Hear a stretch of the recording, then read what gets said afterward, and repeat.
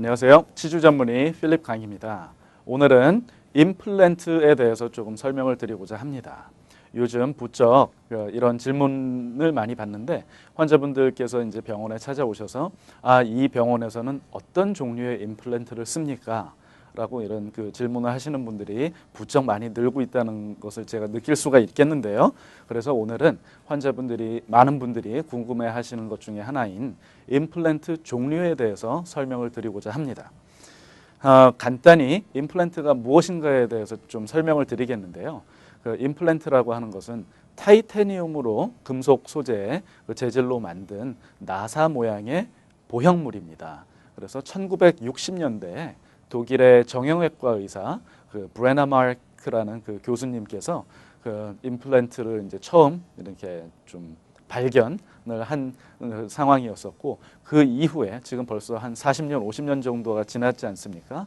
그 이후에 임플란트에 대한 그런 지식이 상당히 넓어졌고, 상당히 그런 공정 과정이라든지 그런 연구 결과 같은 게 상당히 많습니다. 그래서 임플란트는 종류도 아주 많고, 임플란트를 만드는 이런 생산을 하는 그런 회사들도 전 세계적으로 수백 개 이상이 됩니다. 그래서 임플란트가 종류가 이제 상당히 많기 때문에 많은 분들이 이렇게 좀 약간 좀 궁금해하는 것도 있고 헷갈려하는 부분들이 있으니까 제가 오늘 그것을 설명을 해드리려고 하는데, 이런 타이타늄으로 만든 나사를 사람 뼈, 특히 이제 치과에서는 턱뼈겠죠. 턱뼈에 식립을 하였을 때 보통 3에서 6개월 정도의 기간이 소요가 되면은 타이타늄으로 만든 나사가 사람 몸에서는 이런 이물질이라고 인지를 해서 그거를 이렇게 좀 밀어내고 이제 리젝트를 하는 그런 경우가 아니라 오히려 사람 뼈와 완벽하게 이렇게 융화가 되는 것을 이제 1960년도에 처음 그것을 발견을 하고 많은 연구가 생기고 많은 연구를 하고 많은 종류의 임플란트가 이제 생산이 되었는데요.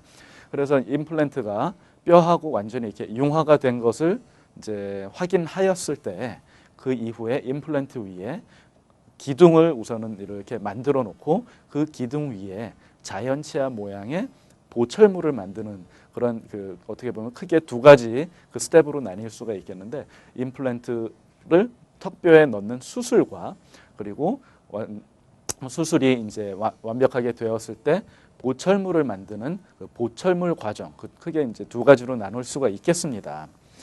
임플란트는 아까도 말씀드린 것처럼 상당히 종류가 많고 디자인 자체도 상당히 종류가 많지만 4, 50년 동안 이렇게 지나오면서 그 많은 디자인들이 어떻게 보면은 거의 하나로 상당히 좀 비슷한 그런 종류의 임플란트로 이제 거의 대체가 된 것 같습니다. 제가 있는 콜롬비아 학교에서도 여러 종류의 임플란트를 쓰긴 하지만, 그래서 세계적으로 이제 대표적인 그런 임플란트 회사들이 많이 있는데 그렇게 큰 차이가 없다는 것을 말씀드리고 싶습니다. 우선 나사 모양의 타이타늄으로 만든 보형물을 사람 턱뼈에다 식립을 하는 것이기 때문에 지금은 이제 큰 차이가 없고, 조금의 약간의 차이가 있다고 하면은 그거는 공정 과정, 임플란트를 생산하는 과정이 약간 다를 수가 있고, 그리고 만들어진 임플란트를 어떤 식으로 멸균 처리를 하는지가 약간의 차이가 있지만, 미국산이라든지 유럽산이라든지 국내산이라든지 임플란트의 차이는 거의 없다고 보시면 되겠습니다. 지금 이제 한국에 대해서 조금 말씀을 드리고자 하는데, 한국은 어떻게 보면 임플란트 대국이라고 말할 수 있을 정도로 많은 분들이 임플란트 치료를 받고 있습니다. 임플란트 치료는 상당히 좋은 치료이기는 하지만 이렇게 좀 쉬운 치료는 아니기 때문에 어떻게 보면은 그런 전문적인 그런 트레이닝 그리고 경험이 이제 토대로 돼야 이제 성공적으로 치료를 받을 수가 있겠는데, 한국에서는 지금 대략 보면은 한 10년 전부터 많은 분들이 임플란트를 해왔고 좋은 치료를 받아오기는 했지만, 어떻게 보면은 약간 무분별한 그런 부분이 없지 않아 있었기 때문에 10년이 지난 지금 많은 일들이 일어나고 있는 것 중에 하나가 이런 각종 부작용, 그런 것들이 있습니다. 그래서 어떻게 보면은 뭐 지면으로도 어떤 분들은 뭐 보시기도 하셨겠지만 사회적으로도 어떤 부분으로는 약간 좀 문제가 있는 게 사실입니다. 그래서 어떤 문제가 있었냐 이제 설명을 드리자면은 워낙 많은 의사분들이 많은 병원들이 임플란트 시술을 목적으로 하는 그런 병원들이 많이 생겼기 때문에 우선은 마케팅 전략으로 그 생각해낸 것 중에 하나가 가격 경쟁이며 가격 경쟁을 하기 위해서 재료비를 절감을 하는 것을 그 선택을 하지 않을 수밖에 없던 그런 상황이 있었던 것 같습니다. 그래서 많은 임플란트가 이제 만들어졌고 그 재료비를 절감하기 위해서 국내에 우후죽순 이런 임플란트 회사들 자체도 상당히 많이 생겼던 것입니다. 그래서 그 회사들끼리 또 이제 가격 경쟁을 함으로써 어떻게 보면은 의사분들이나 환자분들이 조금 더 저렴한 가격으로 임플란트 치료를 받을 수 있다는 것은 좋은 현상이라고 생각은 했지만 그게 좀 그 무분별한 그런 치료가 많았고 예전처럼 어떻게 자연 치아를 좀 살려보고자 하는 노력보다는 무조건 좀 문제가 있다면은 쉽게 발치를 하고 임플란트를 권장하는 그런 그 의사와 병원들이 많이 생기게 되는데 또 그런 경쟁 구조 속에서 생긴 것 중에 하나가 마케팅 전략으로 쓰이는 그런 것들이 하나가 수입품과 국산품의 가격 차이, 가격 차별화입니다. 그래서 국산 제품은 조금 더 저렴한 비용으로 임플란트 시술을 하였고 수입품은 오히려 조금 더 좀 가격이 높은 상황에서 이제 치료를 하게 되었는데 그런 이유 때문에 아마 요즘 한국에서 이제 오신 분들이나 한국에서 이제 임플란트를 하신 분들을 통해서 이렇게 많은 정보를 얻으신 분들이 이 병원은 어떤 종류의 임플란트를 씁니까?라고 물어보는 그런 게 이제 생기지 않았나 싶은데요. 당연히 미국과 유럽에서 생산되는 임플란트는 오래된 역사가 있습니다.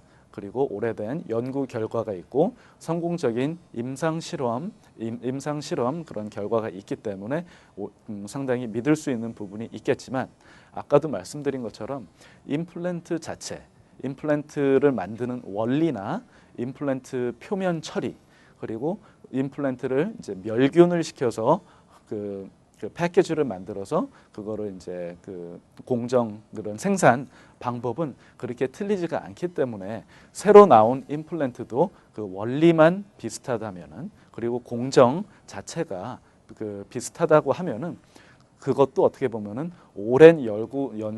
성공적인 오랜 연구 결과가 있는 임플란트라고 생각을 하셔도 될 것입니다.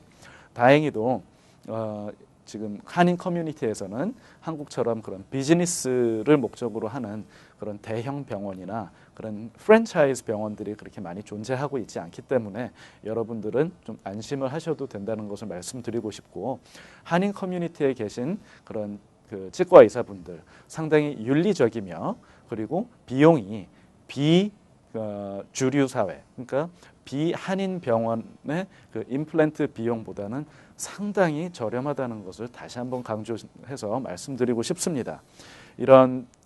이렇듯이 임플란트 재료나 그런 그 기구가 중요한 것보다는 어떤 의사를 선택을 하고 어떤 병원에서 치료를 받는지가 상당히 중요하다는 것을 다시 한번 말씀드리고 싶고요. 너무 비용을 찾아서 비용 때문에 멀리서 치료를 받으신다든지 아니면은 그 비용을 절감을 해서 재료비를 절감을 해서 비용을 절감을 하는 그런 병원에서 치료를 받으신다고 하신다면은 나중에 그게 꼭 환자분께 돌아오는 부담이 될 수 있다는 것을 다시 한번 말씀드리고 싶습니다. 그래서 오늘은 임플란트에 대해서 이제 종류에 대해서 말씀을 드렸고요. 다음 이 시간에 또 다른 유익한 정보를 찾아뵙고 인사드리도록 하겠습니다. 안녕히 계십시오.